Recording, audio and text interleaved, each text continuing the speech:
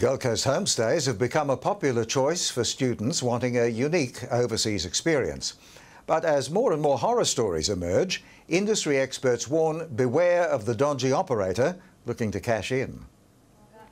Andre Lopez thought the Gold Coast was the perfect place to complete his Australian studies, but he never imagined the nightmare ahead.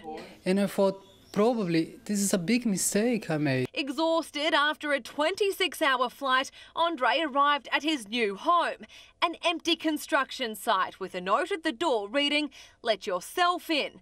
5 hours later, his host parents arrived. They said, "Oh, this is your room."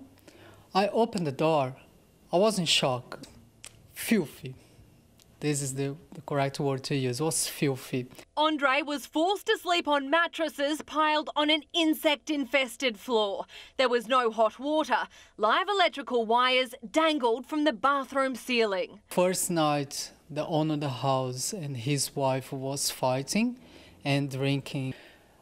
So what I did, because I was scared, I put the desk against the door. Alarmingly, Andre's story is not uncommon. In fact, half a dozen desperate students seek help from the Australian Homestay Network Southport office every month.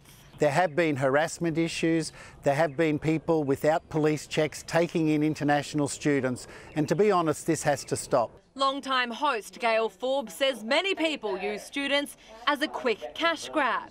The students are not being spoken to and not being, not even sitting at the table to eat a dinner. With the Commonwealth Games just around the corner, the number of international exchange students attracted to the coast is expected to skyrocket, and so too the number of horror stories. Will be rife for people with bad intent to set up private arrangements or go through unscrupulous homestay providers. They're calling on council to introduce tough penalties for those who don't comply with regulations. Hayley Webb, 9 Gold Coast News.